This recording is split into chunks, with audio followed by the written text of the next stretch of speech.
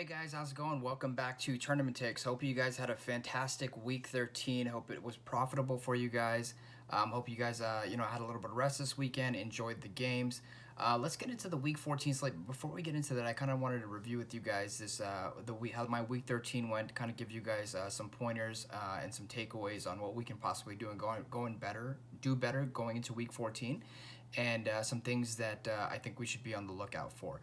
So without further ado, let's get into it. First off, I wanted to apologize to you guys. Also, I know I said I would get a update video out before this past Sunday. Work has just been really busy for me, so I wasn't able to get that out. But what I'll do is, follow me on Twitter down below. I'll post my Twitter handle, and I'll actually start posting some takes on there as well, so that you guys can kind of see who I'm on going to the weekend. If there's any injury news or anything that comes out, and if I'm not able to get an update video out, just check my Twitter handle. I'll most likely post on there. And then this past weekend, I actually posted on there and said, Devontae Booker is a trap. So, those who followed, actually, maybe some people got it, maybe some people didn't, maybe some people got hit by that bomb, but who knows. So let's get into it. I know on my last video I said, I really didn't want to play Devontae Adams. I was going for more of the running backs. One thing I want you guys to know is that pay really, really close attention to the defensive injury reports.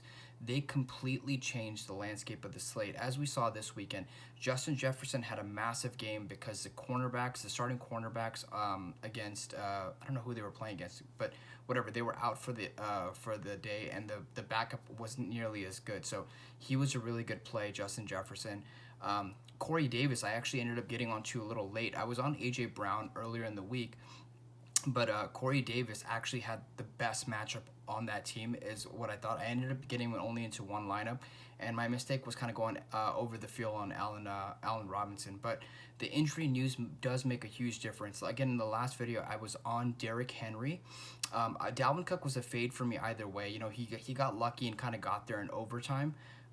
He did have a fumble at the 1 yard line, but again, you have to remember, when you're paying $9,500 for a running back and he has a game like he had, that doesn't help you. 26 points doesn't really do it for you. You're going to need a perfect score in order to kind of get that value that you're paying for, right? You're paying for the 3 to 4x.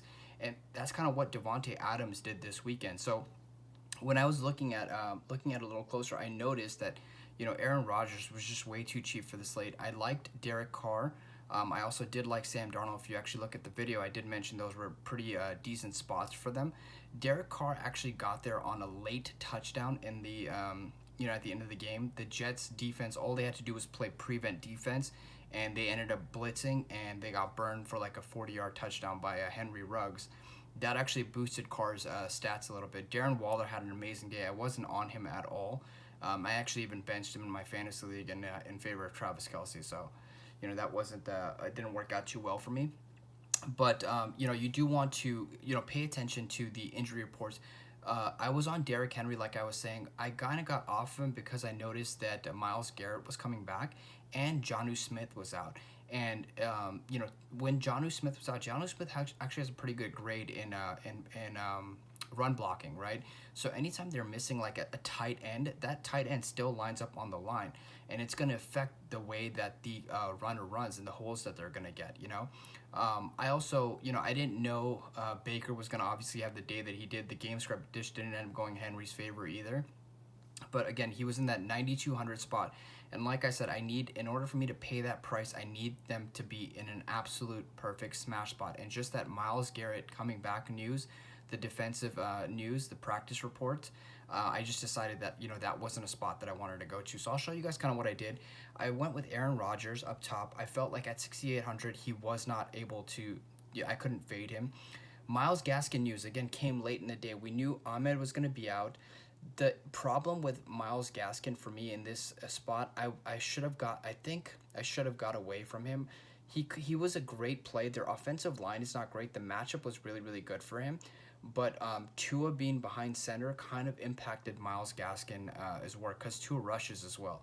That's kind of something that I just kind of overlooked, and I was like, you know what, I'm just going to play Gaskin anyway. He was 5,900, fairly cheap. I only played single entries and 3-entry max this past weekend, and I told you guys in my last video as well, 5,700 Taylor and 5,300 Hines in a single entry and a 3-entry max. We're going to do, we're going to go way under owned because of all the other positions, people paying up for running back, paying down for receiver. So, I wish I kind of listened to my own advice and taken Jonathan Taylor in this situation. Jonathan Taylor was 5,700, Miles Gaskin was 5,900. So, that little pivot would have given me an additional 10, probably about 10 points. I think Jonathan Taylor finished with about 22 or 25, and Gaskin finished with about 15. Now, Gaskin did have a bunch. He had like 4 or 5 goal line carries that he wasn't able to punch in. So, sometimes you just take the variance and kind of move on. David Montgomery was a smash play for me. There was no way I was getting off of him. He did very well, 27 points. Devontae Adams just had a field day. Again, like I said, I said in my last video, it feels yucky fading Adams. And that's why I didn't do it. I ended up playing him across all 3 of my lineups. And, for me, the day was actually a break-even day. I lost about $20 at the end of the day, but all said and done, there's some bad luck I kind of chalk it up to. I had 100% Frank Gore. Now, Frank Gore, I think he had a carry for 2 yards on the first play of the drive and went out of the game with a concussion. So there's not really much you can do with that, and that's like, it was like 10:07, it was like 7 minutes into the slate. When something like that happens, you kind of just got to eat it and move on, it was the right play. I'll show you guys his backup. Ty Johnson had 22 carries, 100 plus yards, so he got 100 yards.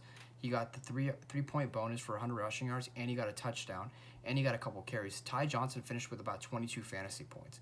So he, you add 22 here to this 171 score, assuming even if Frank Gore gets me 15, this all of a sudden is a 185, 190 lineup. In a single entry tournament, when the top score is 230, it's a pretty live score. I did tell you guys I did like Goddard. Goddard just was in a good spot, again, playing from behind, against the Green Bay Packers. I liked the spot. My mistake was just going too heavy on Allen Robinson. I did like Montgomery.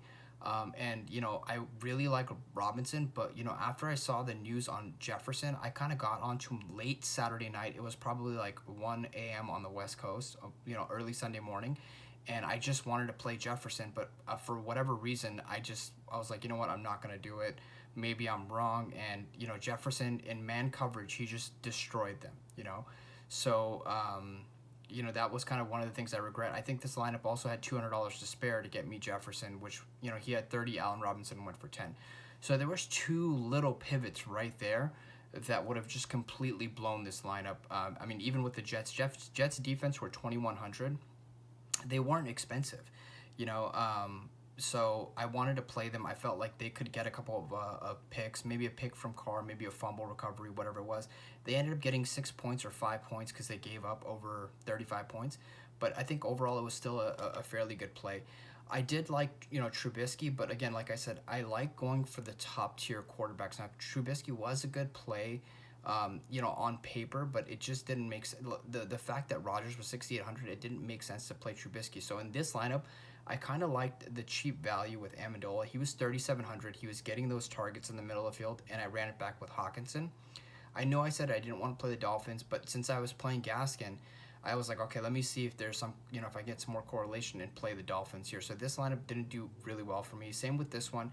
This was the first week that, I think, with Crowder back, with Darnold back, Crowder ended up getting 2 touchdowns. So, everyone was on Mims, and this was a game where it was Crowder. So like I said, and again in my last video, it's so frustrating, rostering the Jets, as sometimes you just don't know how it goes, So that didn't work for me. The afternoon slate is kind of actually where I did a lot better.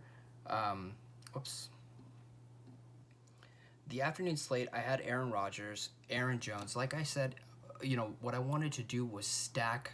The matchup was really good for Aaron Jones. He had a 77-yard touchdown towards the end of the game, but that's the reason why I played him. Everyone was playing Austin Eckler, and that was my one stand that I was going to take on this week, was I wasn't going to play Austin Eckler. I wanted to play the Patriots defense because I know Belichick is good, and they were able to take out Keenan Allen out of the game. They were able to limit Eckler, and they just forced, Herbert to throw it deep, and he ended up throwing a pick 6. And one was a fumble recovery to the house for a touchdown. So Patriots defense really paid off in the afternoon. I did like Ingram. I did like Tanyan. Here, I just didn't run it back, right? Like I could have, instead of Evan Ingram in the afternoon slate, I could have potentially played maybe a Dallas Goedert. And then, Isabella and Cup, I kind of got on too late. I really didn't like this game environment. Like I said, I thought it was going to be more of a defensive battle, which it was. If you look at the box score, the Rams, I think they had one, pick a defensive touchdown or something. But for the most part, it was a fairly defensive battle. You also had the Rams, Akers kind of broke out. He got the 22 touches in this game.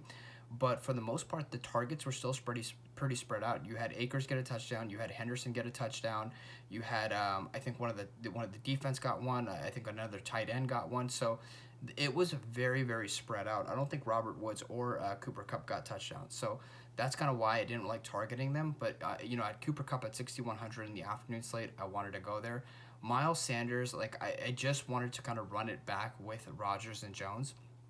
I didn't feel like it was a great play on my end. I could have taken, somebody else here. Like I said, I thought, I mentioned in the last video, maybe Carson would have been a better play against the Giants. But, it is what it is. It ended up being a even week for me, so I'm not complaining about it. So some things I want to take away going in. Like if you look at this lineup, in a single entry tournament, it finished, in 665th place. And that's kind of what it is. Frank Gore was 3% owned. Allen Robinson, if you look at the difference, is 240 was the top score. He had Jefferson, which was $200 more than Allen Robinson. I had Corey Davis in the lineup, and he had Carson and Rivers. So the only difference I think I could have done here in my particular lineup was go to because I had 200 left, was to take Justin Jefferson. So that in itself, I'm kind of happy with the result. With the Adams play, Adams shattered 2 touchdowns, 100 yards. It's very hard to fade Devontae Adams. The Jets got 2 sacks, interception, defensive fumble recovery. So overall, week did go well. I know some other contests. We had Derek Carr take down the Millionaire Maker, but Cook got there. Towards the end of the game. Henry kind of busted, so you had a lot of those big name running backs. Like if you look at this again, we see Jonathan Taylor here, 11% owned, 22 points. So that he was 5,700 and Myles Gaskin was 5,900. So that's another pivot that I could have made. So some things to take into account. Anthony Miller was really cheap at 3,100. Patriots defense, I was on 2,100. I was on the Jets Patriots because I don't think I looked at the game closely enough. I did look at it in the afternoon, but overall I think I should have just paid a little more attention to the Patriots defense on this on the main slate. So I want to do a quick first look at this week. I love the slate this week. It's a really, really good slate. It's setting up very well. I want to show you guys kind of, you have plenty of studs at the top on this week. You have Rodgers, Watson, Wilson, Mahomes, Murray, Brady, Herbert. It's a 13 gamer, so it's huge.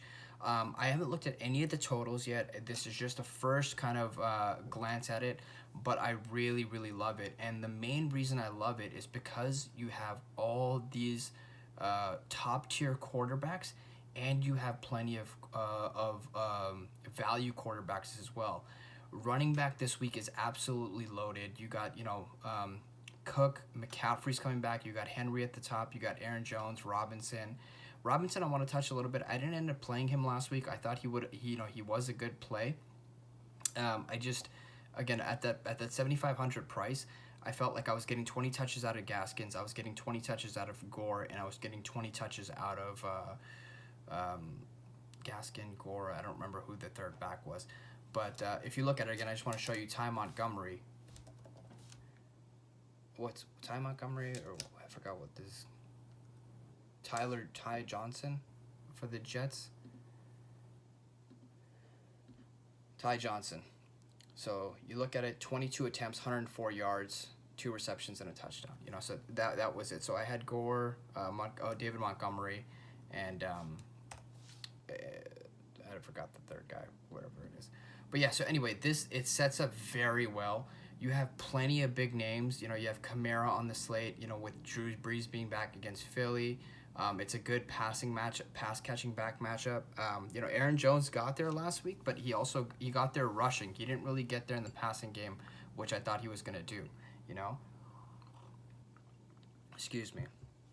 Um, Eckler, good spot against Atlanta. Atlanta's really good against the rush, but not somewhere I'm really going. I like it because there's so many spots where I feel like people are just gonna flock to. McCaffrey against, Melvin Gordon actually did very well last night, and he's playing Carolina this week. He's in a good spot at 5,200. So plenty of stuff up and down. This is before the Tuesday night football game. Ezekiel Elliott, this is the week. This is the Zeke week, guys. I'm really hoping that he fumbles tonight and he doesn't get work, whatever the situation is. I'm hoping that he has a really, really bad game tonight because that's going to lower his ownership going into this weekend. So plenty of good spots. Wide receivers pretty loaded. You got Adams at the top against Detroit. Tyreek Hill's on the slate. Metcalf's on the slate. Keenan Allen. Tight end loaded. Waller, Hawkinson, Kittle's coming back at 5,400. I'm sure he'll be pretty chalky. So overall, this slate's absolutely loaded. My first prop that I'm going on the slate, and I don't care if he's 6,500. It's going right back to David Montgomery. Houston is bad against the run. They're bad against the pass catching back. David Montgomery is the number one back for me this weekend. I'm taking him first. I'm taking him second, actually, in all my bills. Let's fix this. The number one back this week is Aaron Jones. There is no better matchup for a running back than Detroit. They don't stuff the running back. They're very bad. They're very poor in tackling. This is a great matchup for him. And, with Adams there, with Rodgers there, people are going to try to take shots on Devontae Adams and try to chase that 37-point game that he put up last week. I think it's a mistake. I think Aaron Jones, by far, given the salary, is the number one back this weekend. I think if Aaron Jones was $9,000 this week, I'd still be paying that to get him in my matchup. Like I've said, look at Dalvin Cook against Detroit. Dalvin Cook, 42 fantasy points. James Robinson, I don't know if they've played Detroit. No. Derrick Henry played Detroit. Possibly. Why don't we just look at Detroit and see who Detroit's played? Okay, so let's look at Swift. They've played Washington, Antonio Gibson this past Thanksgiving slate, right? Torched Detroit. Well, actually, not this Thanksgiving slate. So, Detroit, 22 fantasy points. This is the spot where Aaron Jones, it's for me to see him fail at this $7,600 price tag is going to be very, very difficult. He is absolutely my number one play on the board in this early look. I'll get into a more in-depth, team by team video after I do some research. It's Tuesday. People are kind of caught up with the Tuesday night game, the Thursday night game. I'm just going to focus all my energy today, tomorrow, and Thursday on breaking down the slate, bringing you guys a video on Thursday with the best plays that I think could help you this weekend. And, we're going to have, this is going to be, I feel like this is going to be the most successful Sunday of this NFL season for me. Plenty of good spots. Aaron Jones is really one that I like. I also do really like on the other side DeAndre Swift. We know Green Bay is a bad matchup for them. If they are playing from behind, he is going to be used in the passing game. I really, really like DeAndre Swift. I also like Green Bay's defense in this game. So it's going to be a kind of like a carousel of backs for me. There's like four that I really, really like. So I'm going to be kind of circling them in. So for me, it's Aaron Jones, number one. Number two, I don't care if he's 6,500. I hope people see this $1,000 price increase and kind of write him off. Houston cannot stop the run. They cannot stop the pass catching back. I expect him to go for another 28-point game. I mean, look what he did against Green Bay. I think that's kind of why I also like DeAndre Swift. So they're all in the $6,500, $6,600 price tag.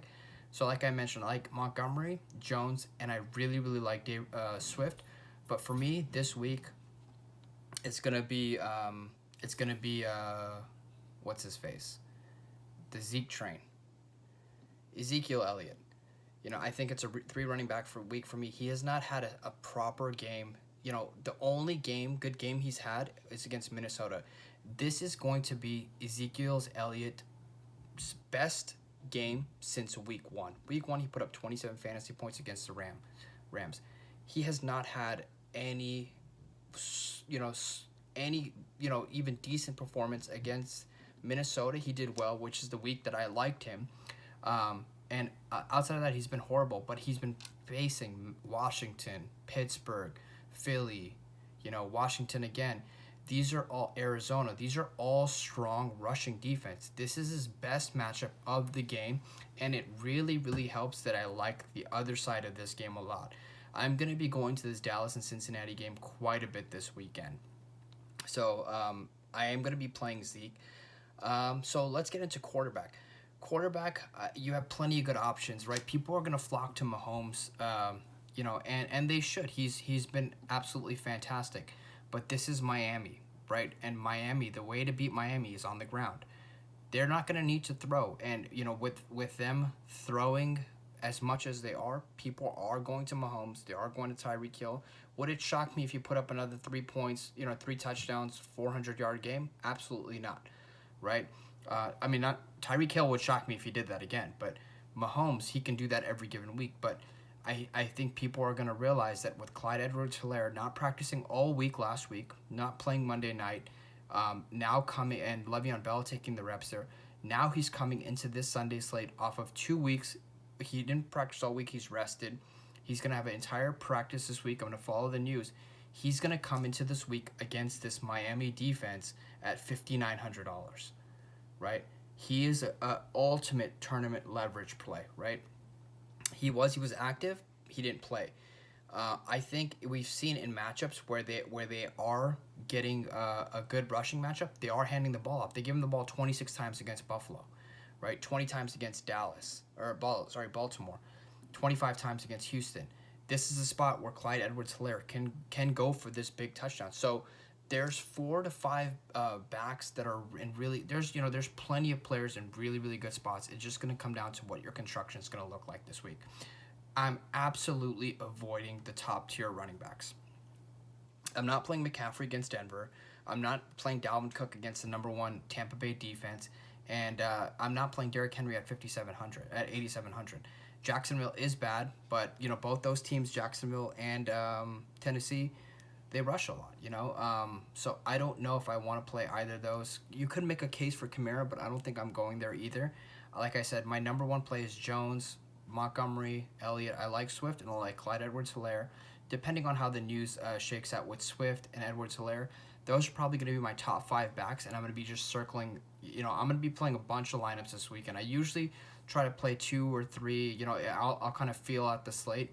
Slates that I really like, I tend to go heavier on. So this is going to be one of the slates that I feel like I'm going to want to get exposure to a lot of these 3 backs and different combinations. In that Dallas game, I like Cincinnati. Joe Mixon on IR. Giovanni Bernard is in a good spot. Again, he's another good back at $5,000 this weekend, right? The thing with Cincinnati is they tend to pass the ball more. And if you notice, we're waiting on news to see if Brandon Allen's going to play.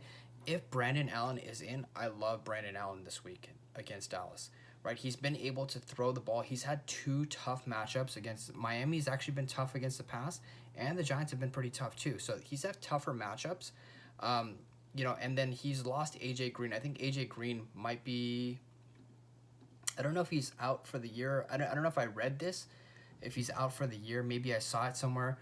I'm not sure. I'll have to come back and circle that. But I really like T. Higgins and Tyler Boyd. This is a spot, again, where this is the Dallas defense who has not been able to stop anybody.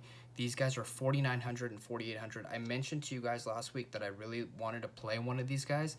Tyler Boyd went for a 72-yard touchdown. So at 4,900, last week they were 46, 4,700. These are great plays that I think you guys should be taking advantage of.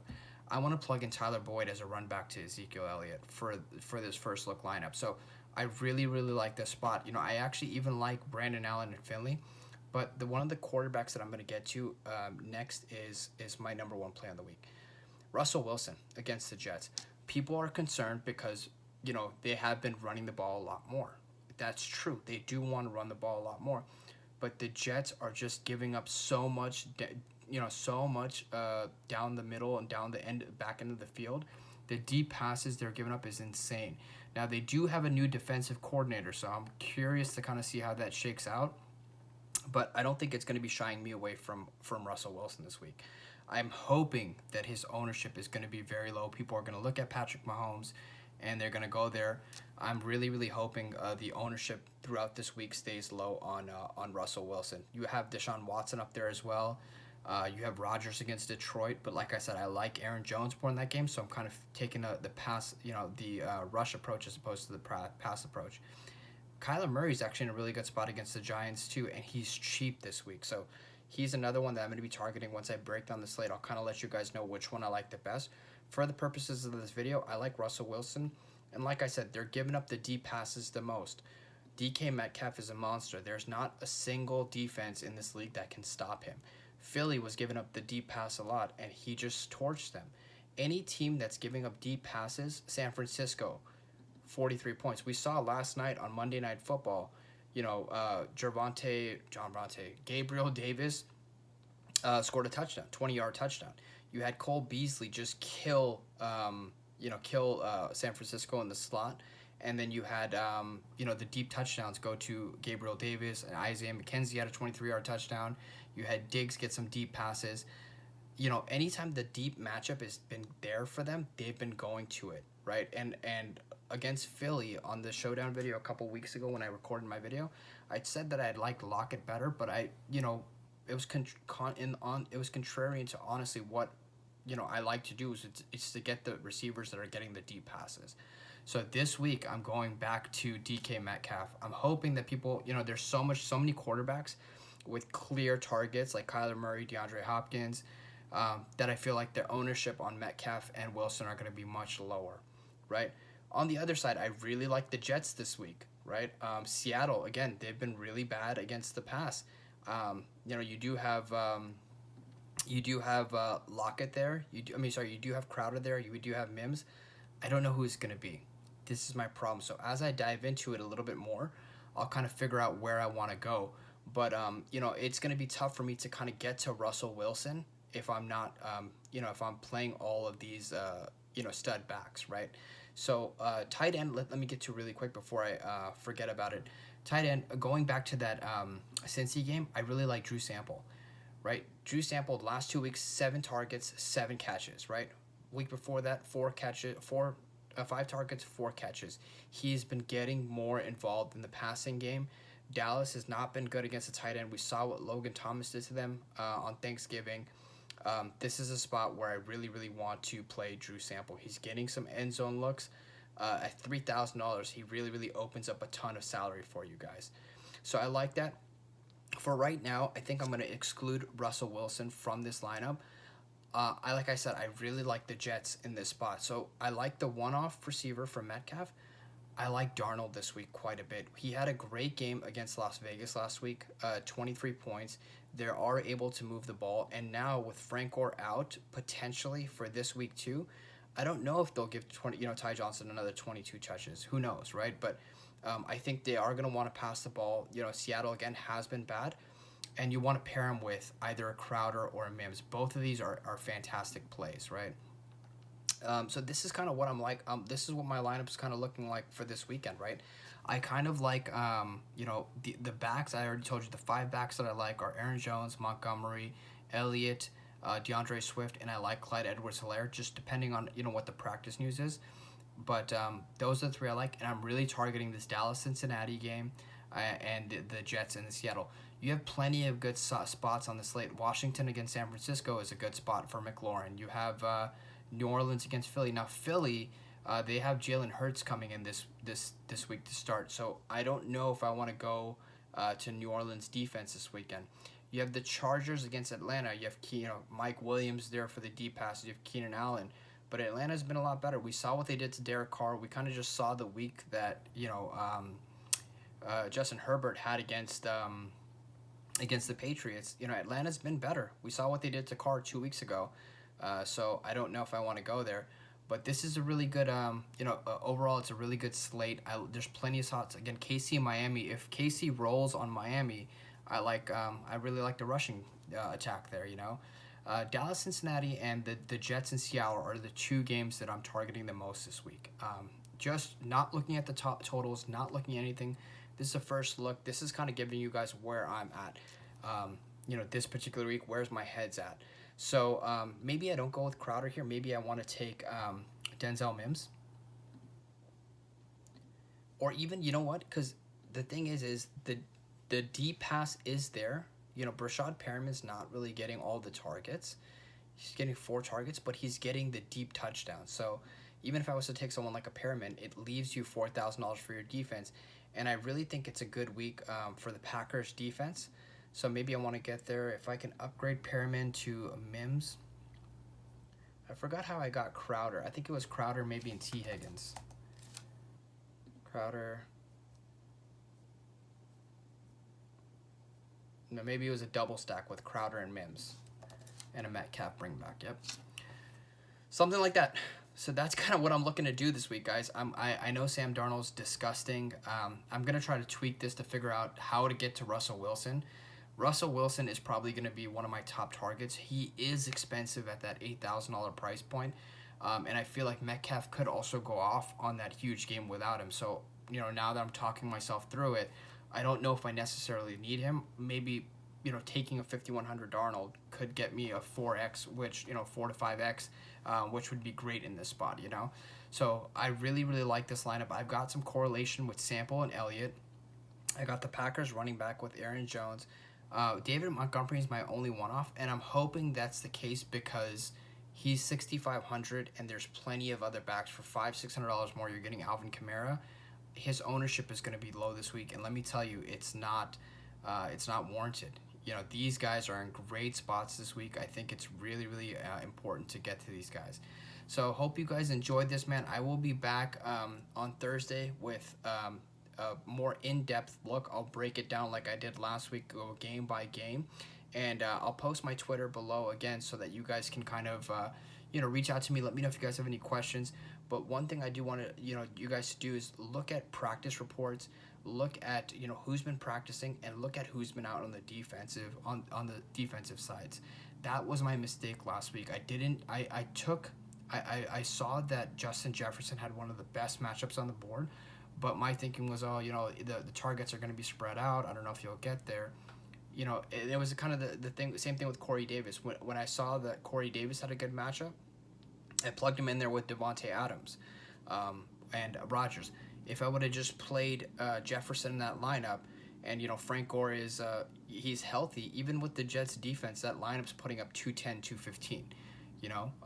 It was at 170. So if you give me, probably 15, 185, and Jefferson 1 for 10. Yeah, it's a 210 to 215 lineup, just with 15 from Gore, right? So that's kind of what I'm looking.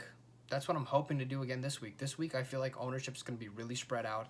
You might have some ownership concentrate on Aaron Jones as the week goes on. To me, he is the number one back by far this week. Even if he's 40% owned, I'm playing him 100%. I just don't care. I think that he's in that good of a spot with that good of a price tag. Now, the caveat is, could they always go to Devontae Adams for a 1-yard touchdown? Yes, and absolutely. And if that happens, I'm going to lose all my money this weekend. But I don't think there's going to be a single lineup that I'm not going to have Aaron Jones in. So good luck this weekend, guys. I'll see you guys back here in a couple days with a more in-depth look. And, talk to you guys soon.